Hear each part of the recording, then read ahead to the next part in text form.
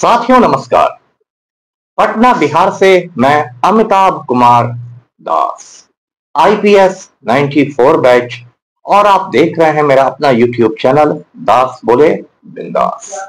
क्योंकि जब बुज़दिलों ने मुंह में दही जमा लिया हो तो दास का बिंदास बोलना जरूरी हो जाता है। साथियों, बिहार के नालायक मुख्यमंत्री नीतीश कुमार उर्फ पलटू राम सियासी समंदर में डूबता जा रहा है, और जैसे डूबते को तिनके का सहारा होता है, उस तरह डूबते हुए पलटू राम को अब डोमिसाइल का सहारा लेना पड़ा है। ये वीडियो काफी रोचक और ज्ञानवर्धक है, इसे आखिर तक दिल थाम कर देखिए। साथियों, 90 दिनों के बाद बिहार में चुनाव है, और बिहार के चुनाव सिर्फ बिहार को ही नहीं, पूरे हिंदुस्तान की सियासत को प्रभावित करेंगे, पूरे देश की राजनीति की दिशा और दशा तय करेंगे। इस बार बिहार की जो जनता है बदलाव के मूड में है, और लग रहा है कि पलटू राम के हाथ से सत्ता फिसल जाएगी। सी वोटर के जो सर्वे आ रहे हैं उसमें लगातार तेजस्वी यादव बढ़त बनाए हुए हैं, सबसे पसंदीदा मुख्यमंत्री के चेहरे के रूप में चल रहे हैं, और किसी किसी सर्वे में तो पलटू राम को प्रशांत किशोर ने भी पीछे छोड़ दिया। अब पलटू राम में काफी बौखलाहट है, घबराहट है, और इसलिए लगभग रोज पलटू राम कोई ना कोई लोक लुभावन घोषणा कर रहा है, ऐसा ऐसा ऐलान कर रहा है जिससे पब्लिक एकदम खुश हो जाए, गदगद हो जाए, और पलटू राम को फिर जिता दे। जैसे कि हाल में पलटू ने ऐलान किया कि बिहार के हर आदमी को 125 यूनिट बिजली मुफ्त मिलेगी, फ्री मिलेगी। इसके पहले पलटू ने वृद्धावस्था पेंशन जो होता है, ओल्ड एज पेंशन, उसको 400 रुपए महीने से बढ़ा के 1100 रुपए महीने कर दिया था। इसी बीच जो रसोइया लोग होते हैं, जो स्कूलों में खाना बनाते हैं बच्चों के लिए, उनका जो मानदेय मिलता है, ऑनरेरियम जिसको कहते हैं, उसमें बढ़ोतरी कर दी गई थी। इसके बाद पलटू राम ने एक के बाद एक आयोगों के गठन की घोषणा की। अल्पसंख्यक आयोग बनाया, माइनॉरिटीज कमीशन, बिहार राज्य महिला आयोग बनाया, मछुआरा आयोग बनाया, सफाई कर्मचारी आयोग बनाया, युवा आयोग बनाया, सवर्ण आयोग बनाया, मतलब कोई आयोग छूट नहीं जाए। आयोगों की झड़ी लग गई, और कल पलटू राम के तर्कश से एक नया तीर निकला है, वो है डोमिसाइल नीति। पलटू ने एक्स पर ट्वीट करके कहा है कि हमारी सरकार शिक्षा के लिए, तालीम के लिए बहुत काम करती है, और इसलिए जो शिक्षक भर्ती होगी TRE 4 और TRE 5, उसमें डोमिसाइल नीति लागू की जाएगी। अब हम समझते हैं कि डोमिसाइल नीति होती क्या है। तो डोमिसाइल को हिंदी में कहते हैं अधिवास। डोमिसाइल सर्टिफिकेट को कहेंगे अधिवास प्रमाण पत्र। और डोमिसाइल पॉलिसी का यह मतलब होता है कि यदि बिहार में वो लागू हुई, इसका यह मतलब हुआ कि जो बिहार के अस्थायी निवासी हैं, मतलब जो बिहारी लोग हैं, उनको नौकरियों में प्राथमिकता दी जाएगी, तरजीह दी जाएगी, प्रायोरिटी दी जाएगी। मोटा मोटी यही डोमिसाइल पॉलिसी है। अभी पिछले कुछ दिनों से बिहार में, खास के पटना में, बड़े बड़े प्रदर्शन हो रहे थे डोमिसाइल नीति लागू करने के लिए। लड़के लड़कियां सड़कों पर थे और कह रहे थे कि हमारी नौकरियां जो है वो बाहर वाले मार लेते हैं। और पलटू राम अभी प्रेशर में थे चुनाव में, तो उन्होंने कल ऐलान कर दिया। अब ये ऐलान तो हो गया, और कुछ लोग एकदम झूम भी रहे हैं और इसे पलटू का मास्टर स्ट्रोक बता रहे हैं, ये वो। लेकिन ये सब इतना आसान नहीं है, वो मैं आपको बताता हूं। पहली बात तो ये कि पलटू ने जो ट्वीट किया है उसमें डोमिसाइल ये नहीं बताया है कि वो कितना परसेंटेज होगा, कितनी फीसदी डोमिसाइल होगी, है ना। वो 5% भी हो सकता है, 10% भी हो सकता है, 100% भी हो सकता है। इस बारे में अब तक जब मैं वीडियो रिकॉर्ड कर रहा हूं, कोई सरकारी अधिसूचना, कोई नोटिफिकेशन जारी नहीं किया गया है। अगर थोड़ा मोड़ा डोमिसाइल है 5%, 10% तक, 5 से 10% तक, तो कोई खास बात नहीं है। लेकिन यदि 100% आपने डोमिसाइल लागू कर दिया, 100%, तब तो मैं उसका सपोर्ट नहीं कर सकता। मैं इसलिए नहीं कर सकता क्योंकि ये दूसरे राज्य के लोगों के लिए नाइंसाफी हो जाएगी, अन्याय हो जाएगा। देखिए, बिहार से सबसे ज्यादा पलायन होता है इस देश में, और लगभग 3 करोड़ बिहारी जो हैं वो प्रवासी बिहारी हैं। इसका ये मतलब कि वो लोग बिहार से बाहर जाकर रोजी रोटी कमाते हैं। अब ये देखिए कि मान लीजिए कोई बिहारी पंजाब में जाकर रोजी रोटी कमा रहा है, तब तो उसको बहुत अच्छा लग रहा है, उसकी फैमिली चल रही है। लेकिन जब कोई पंजाब का आदमी बिहार में आके रोजी रोटी कमाना चाहेगा, शिक्षक बन के, टीचर बन के, तब आप उसको डोमिसाइल के नाम पर भगा दीजिएगा। ये तो भाई बेईमानी हो गई कि हम तो पंजाब भी जाके रोजी रोटी कमा लेंगे, लेकिन पंजाबी को बिहार में नौकरी नहीं करने देंगे। इसको तो मैं बेईमानी मानता हूं। तो यही बात बाकी राज्यों के लिए भी है कि बिहार का आदमी दिल्ली में जाके काम कर लेगा, लेकिन दिल्ली वाला बिहार में टीचर बनना चाहेगा तो उसको हम नहीं बनने देंगे। तो नेता लोग डोमिसाइल डोमिसाइल इसलिए करते हैं क्योंकि उनको सस्ती लोकप्रियता चाहिए, चीप पॉपुलरिटी चाहिए, उनको चुनाव लड़ना है, वोट बैंक बनाना है। मुझे तो चुनाव नहीं लड़ना है, मुझे तो वोट बैंक नहीं बनाना है, मैं तो सस्ती लोकप्रियता के पीछे नहीं दौड़ूंगा। इसलिए मैं तो खरी खरी बात कहता हूं, तुझे मिर्ची लगी तो मैं क्या करूं, तेरी नानी मरे तो मैं क्या करूं।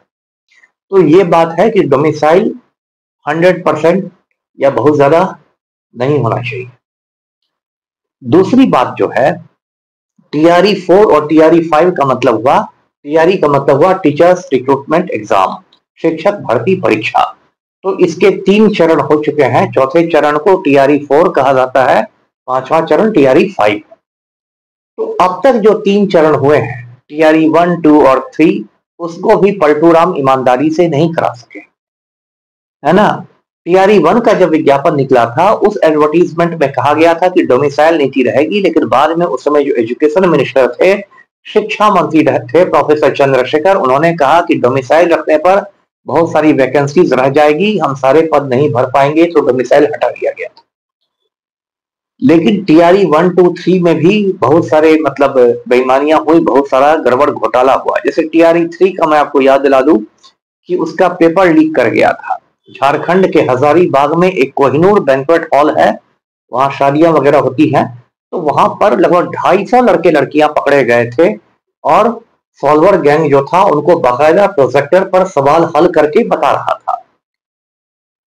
तो बीपीएससी ने कहा कि नहीं, ये हम लोग रद्द नहीं करेंगे परीक्षा। बीपीएससी चेयरमैन का बयान आया, जो भी रवि मनोभाई परमार हैं, उन्होंने कहा कि कोई ठोस साक्ष्य नहीं है, कोई ठोस सबूत नहीं है पेपर लीक का। तो लोगों ने सोशल मीडिया पर पूछा कि जो 250 लड़के पकड़ाए हैं, ये क्या तरल सबूत हैं, लिक्विड एविडेंस हैं।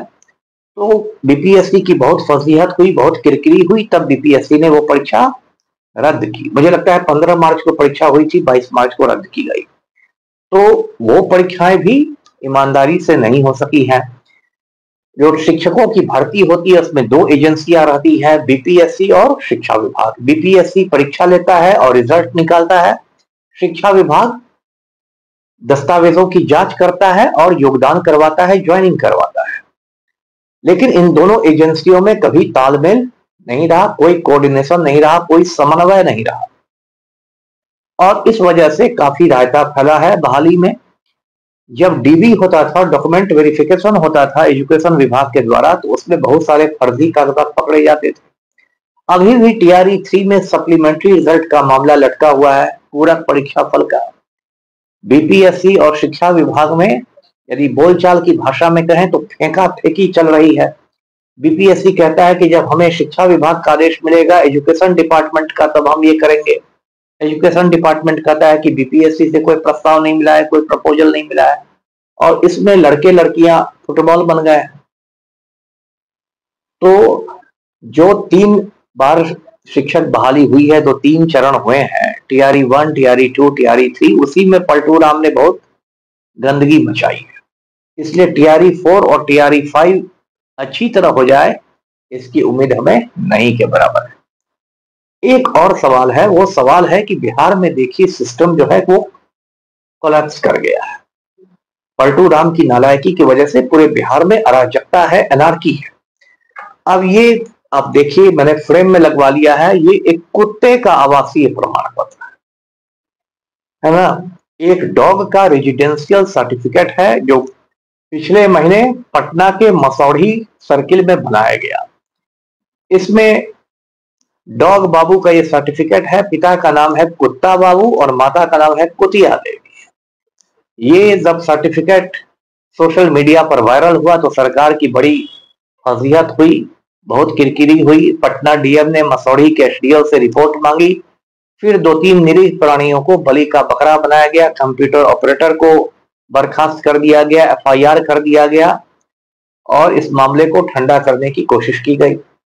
लेकिन तब तक कुछ और मामले निकल गए। पता चला कि एक ट्रैक्टर का भी आवासीय प्रमाण पत्र बन गया है। एक ट्रैक्टर का रेजिडेंशियल सर्टिफिकेट बना है। नाम है उसका सोनालिका ट्रैक्टर और पिता का नाम है स्वराज ट्रैक्टर। तो ये बिहार में सिस्टम ऐसा हो गया है। मेरा ये कहना है कि यदि आप डोमिसाइल लागू करते हैं तो आप फिर डोमिसाइल सर्टिफिकेट की मांग करेंगे, अधिवास प्रमाण पत्र की मांग करेंगे।